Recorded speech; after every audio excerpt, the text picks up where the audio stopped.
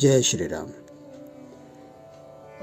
अयोध्या नगरी हिंदुओं के लिए एक प्राचीन और सबसे पवित्र तीर्थ स्थल है, जहां परमपिता परमेश्वर भगवान विष्णु ने राजा दशरथ के पुत्र श्री राम के रूप में अवतार लिया था और हिंदू धर्म के अनुयायियों के अनादिकाल से ही इसमें आस्था रही है। दिनांक 22 जनवरी 2024 को अयोध्या में भगवान श्री राम के मंदिर में प्राण प्रतिष्ठा हुई और करोड़ों अनुयायियों ने अपने मन और आत्मा से इसका आनंद लिया।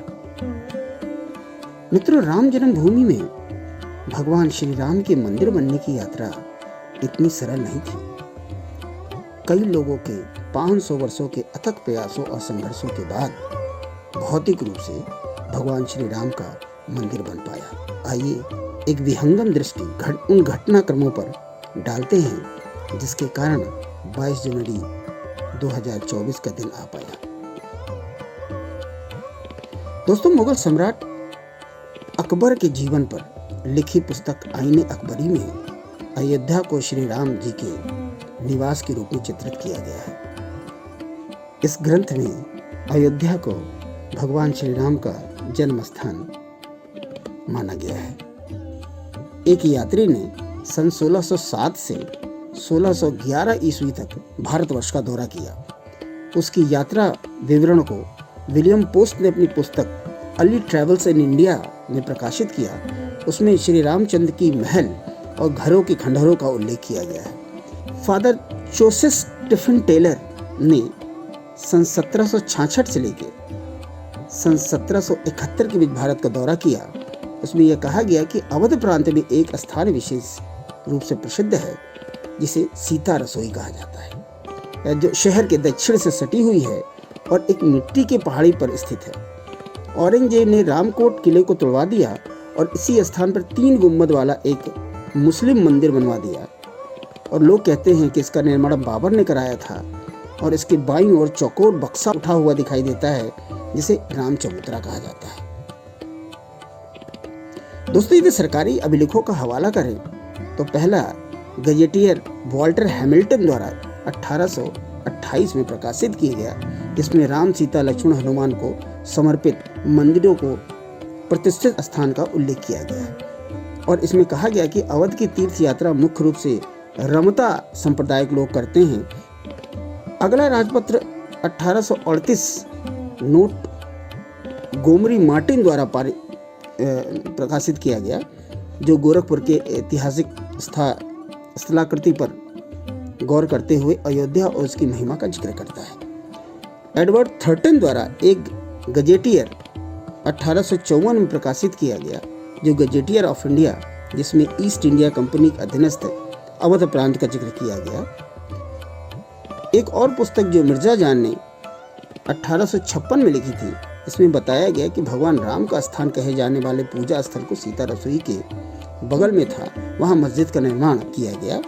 जहां हिंदू लोगों का बड़ा मंदिर था वहां बड़ी मस्जिद बनाई गई, जहां हिंदू लोगों का छोटा मंदिर था वहां छोटी मस्जिद बनाई गई और उस पूजा स्थल को भगवान राम का जन्म स्थान कहा गया। जो स्थान उसके निकट है उसे सीता रसोई कहा जाता है। उस स्थान पर बाबर शाह ने सन 923 हिजरी में सैयद मूसा आशिकान की देखरेख में एक बहुत बड़ी मस्जिद का निर्माण करवाया और इसका इतिहास आज भी कायम है।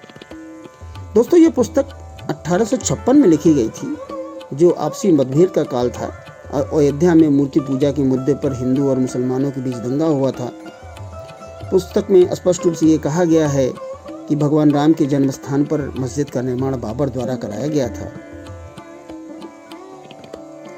दोस्तों, ब्रिटिश सरकार की आधिकारिक रिपोर्ट जो कि दिनांक 1/11/1858 में आई, सरकारी अधिकारी हमेशा मस्जिद को वही स्थान मानते थे जो कि श्री राम का जन्म स्थान था। शीतल दुबे जी की 28 नवंबर 1858 की एक रिपोर्ट है, जो कि अवध के थानेदार थे उस समय। उनका कहना था कि मस्जिद के अंदर निहंग सिख द्वारा हवन पूजा का आयोजन किया जा रहा है। एक और पत्र जो सन 1863 का है, जो अवध के मुख्य सचिव द्वारा फैजाबाद डिवीजन के आयुक्त को भेजा गया है, उसमें मस्जिद को जन्म स्थान मस्जिद के रूप में कहा गया है। दोस्तों 1870 में सरकार द्वारा प्रकाशित तहसील फैजाबाद जिला फैजाबाद का ऐतिहासिक स्केच है, जिसको कि अयोध्या फैजाबाद के कार्यवाहक आयुक्त ने तैयार किया था। उसमें कहा गया है कि हिंदुओं के लिए अयोध्या वही स्थान है जो मुसलमानों के लिए मक्का और यहूदियों के लिए जैसलमेर। 1877 में प्रकाशित एक और गजेटियर अवध प्रांत का है, जिसके बारे में कहा जाता है कि इसमें जन्म स्थान और अन्य मंदिरों के संबंध में विवरण किया गया है। 1889 में ही प्रकाशित भारतीय पुरातत्व सर्वेक्षण द्वारा एक रिपोर्ट में कहा गया है कि अयोध्या में बाबर की मस्जिद उसी स्थान पर बनाई गई थी जहां रामचंद्र जी का पुराना मंदिर रहा होगा। मित्रों, मस्जिद जन्म स्थान को लेकर भ्रांतियां बनी रही, विवाद चलते रहे, दोनों पक्ष माननीय अदालत के शरण में जाते रहे, लेकिन नतीजा कुछ नहीं निकला। और दिनांक 13 जनवरी 1950 को गोपाल सिंह विशारद नाम के एक अयोध्यावासी ने राम जन्मभूमि स्थल पर पूजा करने के लिए माननीय न्यायालय के समक्ष एक मुकदमा दायर किया।